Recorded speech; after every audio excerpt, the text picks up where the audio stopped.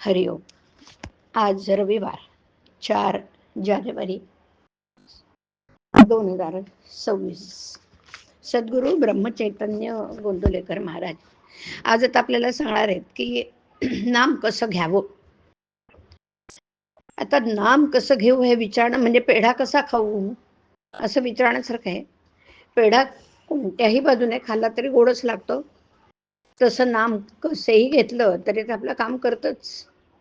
पेढा ज्याने खाल्ला आहे तो पेढा कसा खाऊ म्हणून जसा विचार करत नाही, तसं नाम घेणारा मनुष्य नाम कसं घेऊ विचारणार नाही. शेतात बी पेरतात तेव्हा त्याचं तोंड वरच्या बाजूला आहे की नाही हे पाहत नाहीत. बी शेतात पडेल किंवा पडतं तेव्हा ज्या तोंडातून मोड यायचा असतो ते तोंड कोणत्या तरी एका बाजूला खाली किंवा वरही असू शकेल. पण जेव्हा मोड बाहेर पडतो तेव्हा त्याची दिशा मुळात कोणत्याही बाजूला असली तरी तो बरोबर वळण घेऊन जमिनीतून वरच येतो.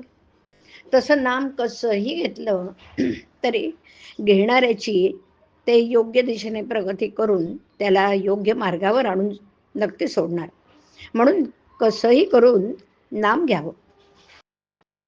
नाम घेताना बैठक कोणती असावी किंवा कोणतं आसन घालावं हा प्रश्न म्हणजे श्वास घेताना करताना होणाऱ्या कोणत्या तऱ्हेची बैठक असावी असा विचारण्यासारखं आहे. समजा एखाद्याला दमा झाला आहे तर तो काय करतो, तो अशा तऱ्हेने बसण्याचा किंवा पडण्याचा प्रयत्न करतो की जेणेकरून श्वासोच्छ्वास कष्टाशिवाय व्हायला मदत होईल.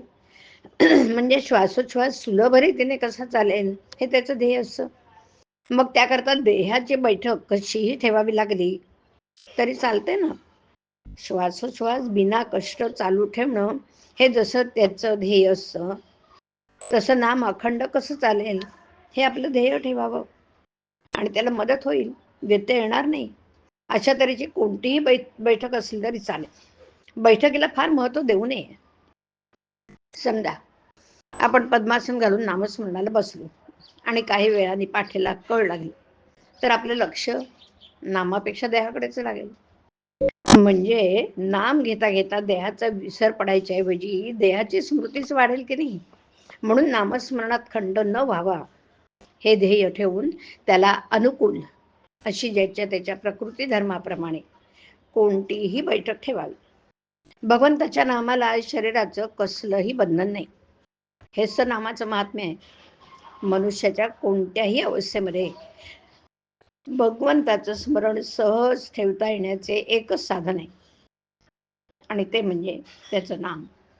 पण देहबुद्धी अशी और आहे की निरुपाधिक नामाला आपण काहीतरी उपाधी जोडतो आणि त्या उपाधीवर नाम घेणं आपलं अवलंबून ठेवतो. असं करू नये. इतर उपाधी सुख दुःख उत्पन्न करतील, पण नाम निरुपाधिक आनंद देईल. शुद्ध भावनेत आणि निष्ठेत खरं समाधान आहे. ही निष्ठा अनुसंधानाने उत्पन्न होते. हरिओम. हरिओम तत्सत. हरिओम.